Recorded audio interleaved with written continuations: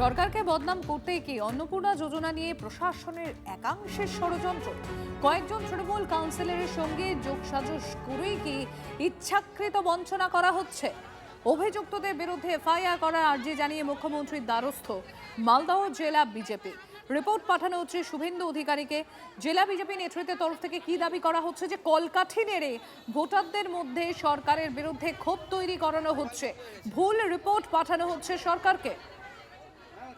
আমার দেখাচ্ছে দেখাচ্ছিল রিজেক্ট, তারপরে ইনকোয়ারি দেখালো, তারপরে এখন অবধি আমি 3-4 মাস বেরিয়ে গেল, আমি টাকা এখনো পাইনি। আমার দেখাচ্ছে কি 3টে বাড়ি। আমার সবই ঠিক আছে, আমাকে শুধু বলছেন না বানান ভুলের জন্য হয়তো আসেনি, আমাকে রিজেক্ট করে দিয়েছে। 3টা রুম আছে, ওই জন্য বললো যে হবে না।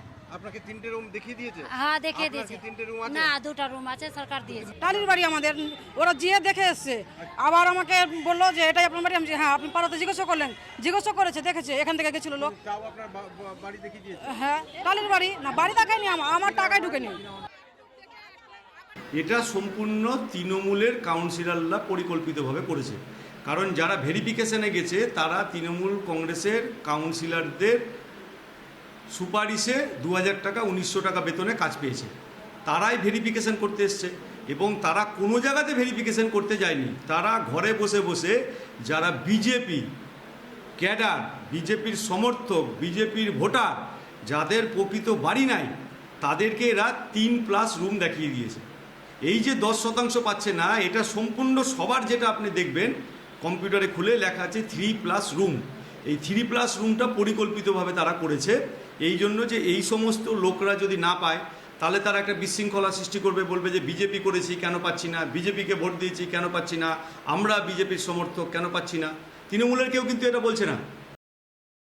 না না, এগুলো সব মিথ্যা কথা বলছে বা এগুলো জানে না, মিস ইনফরমেশন হয়েছে। আপনি আমাদের ম্যাডাম আছে, ইউ ম্যাডাম, ওনার সাথে কথা বলে আপনার নামটা উঠে এসেছে আমি এবং জানি- যাদের বিরুদ্ধে তাদেরকে বিরুদ্ধে রীতিমতো এফআইআর করার মতো প্রশ্ন হচ্ছে এবং ইতিমধ্যে সেই রিপোর্ট পাঠানো হয়েছে, তার মধ্যে আপনি একজন। না, আমি বলতাম আমাদের যা বলার ম্যাডাম বলবেন, আপনি ম্যাডামের সাথে কথা বলবেন, ঠিক আছে? না, এটা কি কোনো পরিকল্পনা, আপনার উপর কোনো চাপ তৈরি হয়েছিল? না, আমার বা আপনাকে দিয়ে না করানো না হয়েছে? এরকম কিছু হয়নি, আমরা নর্মালি প্রসেস ফলো করেছি। এত একই রকমের ভুল কেন? আমি বলতে পারছি না এখন। এটা আপনারা যিনি ম্যাডাম আছেন, আমাদের এক্সিকিউটিভ অফিসার, উনি বাকিটা বলবেন, আপনি ওনার সাথে কথা বলেন। এই অন্নপূর্ণার ব্যাপারটা গভর্নমেন্ট একটা সিস্টেম বেঁধে দিয়েছে যে এটা থাকলে পাবে, এটা থাকলে পাবে না। তো যারা ফর্ম ফিল আপ করেছে হয়তো ভুল ত্রুটি হয়েছে, ফলে এটা হোল্ড করে গেছে, তারা এসছে। আর আমাদের এখানে এসে জমা দিতে হবে। মেন কাজ হচ্ছে ডিএম অফিস থেকে, আমাদের লোকরা কাজ করেছে, আপনাদের যারা কর্মী কাজ করছিলেন তারা ফিল্ডে গিয়ে ইনকোয়ারি করেছেন? 100% করেছে। আমি একটু আগে একজনকে আমাকে বললো, আমি সঙ্গে সঙ্গে আমি লোককে দেখলাম যে আপনার বাড়িতে গিয়েছে, হ্যাঁ গিয়েছে, ঠিক আছে, কটা রুম আছে আপনার?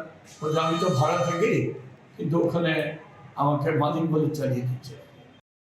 অন্নপূর্ণা বিক্ষোভের দায় তৃণমূল কংগ্রেসের দিকেই ঠেললেন পুরমন্ত্রী অগ্নিমিত্রা পাল। সিস্টেমের অন্দরে এখনো তৃণমূল কংগ্রেসেরই লোক, আর তারাই এই গন্ডগোলটা পাকাচ্ছে।